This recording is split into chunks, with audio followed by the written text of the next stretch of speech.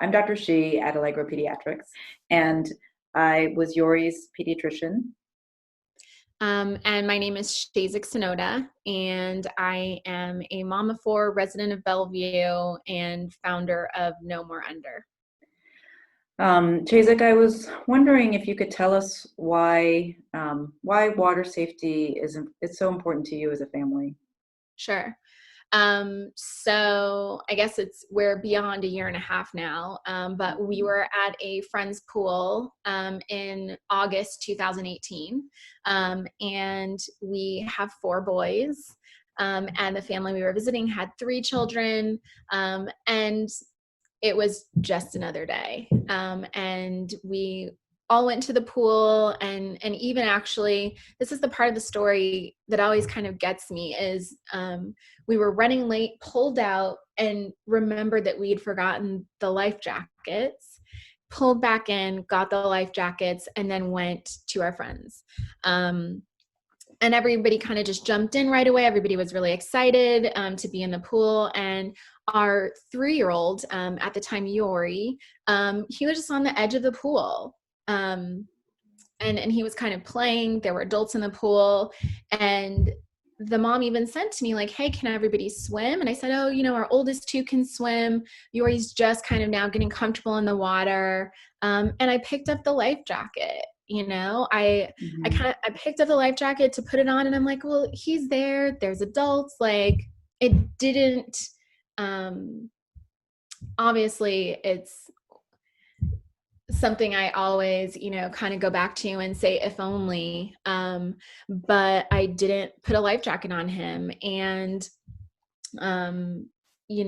everyone at some point was doing their thing, their kids playing, adults playing. I'm watching two young children, and our oldest said, hey, Yori's winning a contest for holding his breath the longest.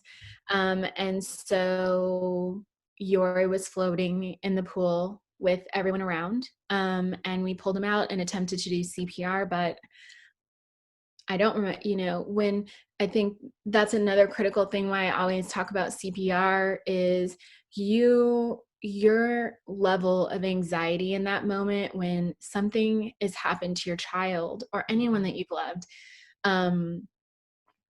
All you want to do is help, and all you want to do is be good. And you need to know something like that, like the back of your hand, because you're not thinking straight, and I can't express the adrenaline and fear and emotions that are going through your body at that time. I attempted to do CPR, and first responders came and were able to at least get him back and get him to Children's, but it was too late. And Yori passed away with, a lack of oxygen, basically brain dead. And so, yeah, it's just been something that obviously it's preventable, right? It's something that we don't have to wait for doctors. We don't have to wait for vaccines. We don't have to wait for research. This is all preventable, right? And if there was a designated water watcher there, if I would have put a life jacket on him, or anyone would have put a life jacket on him, if I'd known CPR, like, these are kind of my 3 things immediately that my life would be completely different right now, and Yori would still be alive, right? And so it's kind of just become my mission to make sure that people don't have to experience this again, at all. Like, at some point, I'm hopeful that with education, with swim lessons, with all of the tools that we have at our fingertips, this is something that we can stop. Yeah. Chezik, thank you so much for sharing your story. I really appreciate that. So Chezik, I know the weather's getting warmer and water's getting warmer, but yet we're in the middle of this COVID pandemic still. So how should we think about water safety? I think it's so interesting right now because we're in COVID and we're all kind of wanting a break from the monotony of being in the house. The beach right now, and backyard pools are so accessible. There's often not a lot of people around, or you can at least space out. And so people, I feel like, are flocking to water and will be even more so as the weather changes. Great. And it's just a friendly reminder ultimately to be incredibly diligent, because COVID is in the background. We're all just incredibly distracted, whether you have multiple kids and one is on the beach and you're worried about someone getting too close while another is in the water, or your kids are in the pool and you just have to run in and get something. It's just one of those times where extra diligence is necessary, because Right. there is so much going on, even though we're staying in place for the most part. Right. Yeah, we're all so much more distracted. I agree 100%. What do you think we as families, what do you think families can do to make sure their kids are safe in the water? I mean, I think it's just like anything else, educating your children. I mean, think about it. We're teaching our kids at 2 years old and 3 years old the alphabet. Yep. We can also Right. teach them the dangers of water. I think it's such a it's such a challenge, because we put our kids in the bath every day and we give them toys to play with, and water becomes this safe, fun place Right. where, in fact, you see a toy in the pool and you think, oh, I'm going to go get the toy at 2 or 3. You don't Mhm. understand the difference. So I think it's really critical that, first and foremost, we educate ourselves and our children about the dangers around water. And then the other big key for me, I just think, is your eyes. Constantly know where your children are in and around water. And then especially if you have a pool in your backyard or a lake in your backyard, not taking your eyes off your kid, or figuring out ways to put safety things in place so that you hear that door open, or there's a fence, Yeah. those kind of. Right. I know we've talked a lot about sort of those layers of protection that you're sort of alluding to, and there's so many multiple layers of protection that you have to put in place to help kids and stay safe. I agree. What Yeah. do you think we as a community can do to help with water safety? Well, before we move on from there, really Yeah. quick, I just want to say that that's the real challenge around drowning prevention. Is there's so many different ways that it can Hmm. happen. Yeah. It's not like cars where, hey, get in the car, buckle your seatbelt, and drive safe. And for the most Right. part, you're going to be doing okay.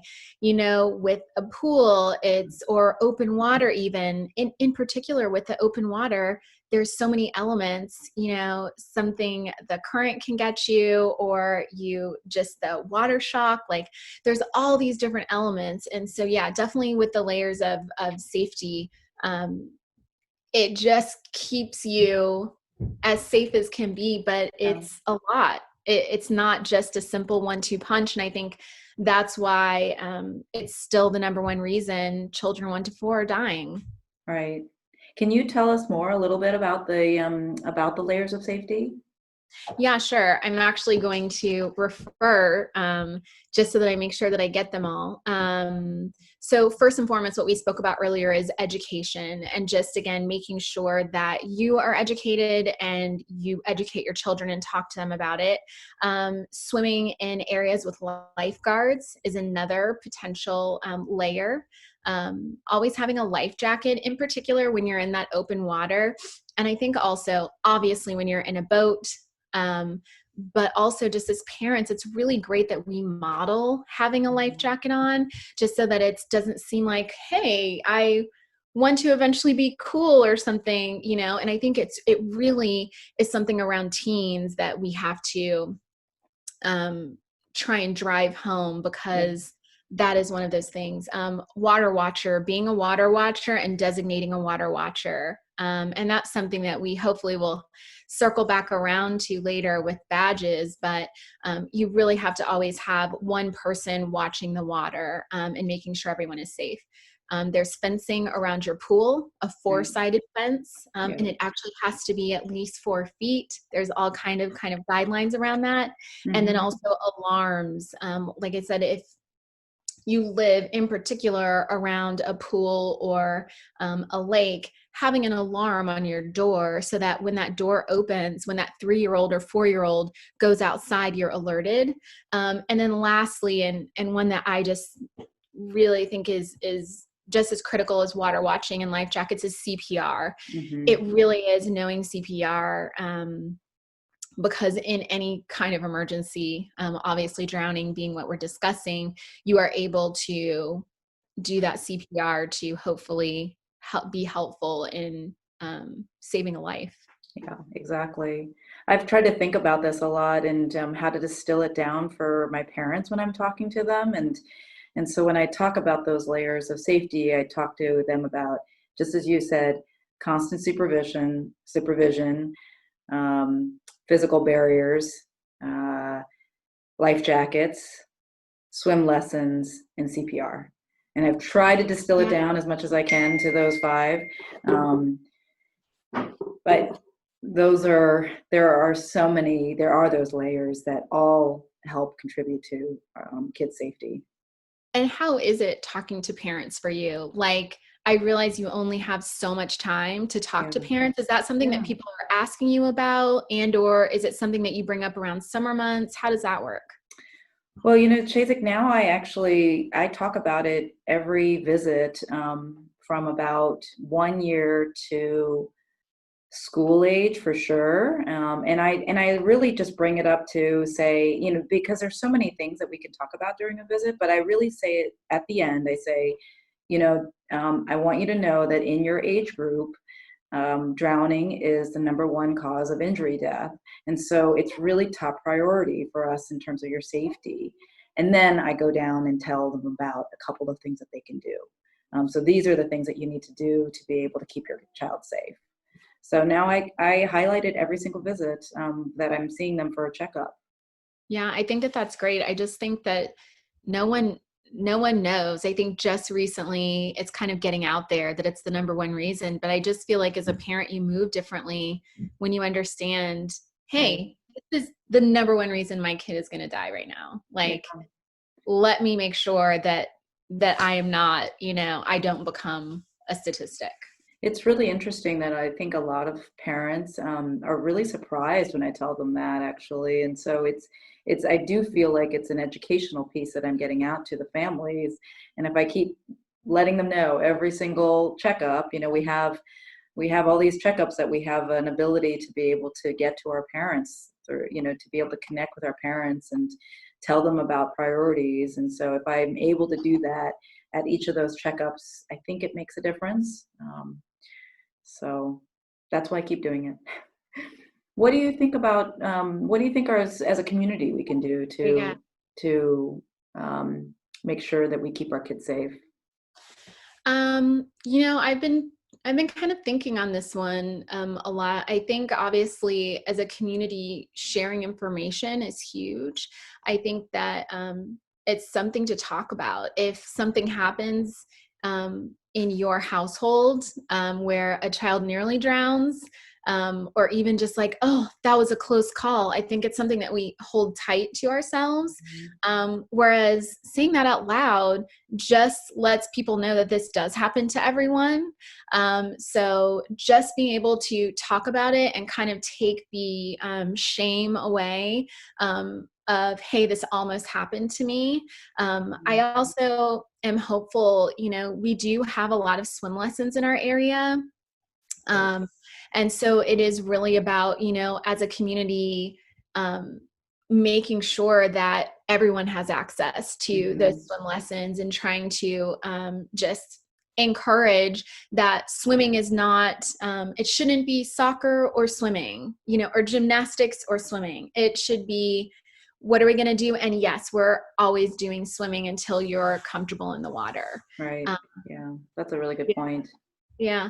And then I just think, having respect, I think, as we talked about COVID even earlier, just having respect and understanding that lifeguards are there to try and keep us safe, but they are not all knowing and they are not perfect. And just keeping an eye out for everyone. When you're at the beach or you're at a pool, your eyes should be scanning, in particular if you're the water watcher, but just keep a lookout for everyone. Yeah, You you know? mentioned the water watchers. Will you tell me a little bit more about that?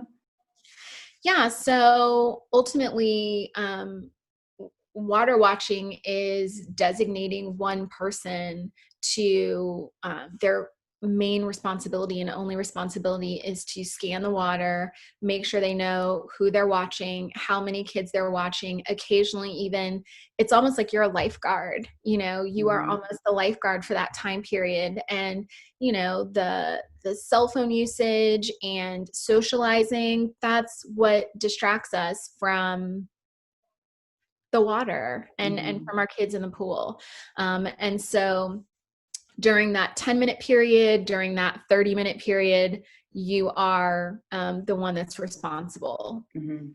Yeah, that makes a lot of sense. And so that's right. And so I know we're working on something together where we're going to do the water watcher badges, which is just a physical reminder. Not only is it a Right. physical reminder that I'm the one watching the water, but it also alerts other adults around you that, hey, someone is, here I am, I have my badge, I'm here. Yeah, it's a great idea. Chezik, are there any specific highlights of drowning prevention that you want to make sure that we know about? I would just say, uh, I'm not sure about highlights. I think I just want people to know that they have so much control in this area. And obviously there's so much that's out of our control, and we're learning that, especially with everything that's happening in the world. Mhm. um, but water safety is something that, with talking about it and being open about it with each other and with our children, and you know, really again keeping an eye out and making sure, just making sure that we keep each other safe, that it's Yeah, really something that we can um, make a difference in and have change. yeah, yeah, absolutely. I mean, I think that water safety is drowning prevention is 100%, drowning is 100% preventable, and we have to do this as a community. I 100% agree. And the only other thing that I want to share, Dr. Shih, is, you know, we talk about children 1 to 4, but I want to make Yeah, sure that yeah, teenagers and parents of right, teens understand that, granted, your kid may be on the swim team. It's still something that you want to make sure that you discuss with them, especially as they start to venture out on their own and go out and hang out with their friends. right, It's those competitions of, hey, who can swim the furthest, that sometimes gets us in trouble. So again, it's just like any other thing that you would tell your child to be safe around. We right. just need to not take for granted. Right, and Um, statistically, you know, the drowning is the second leading cause of death in that teenage age group. So absolutely.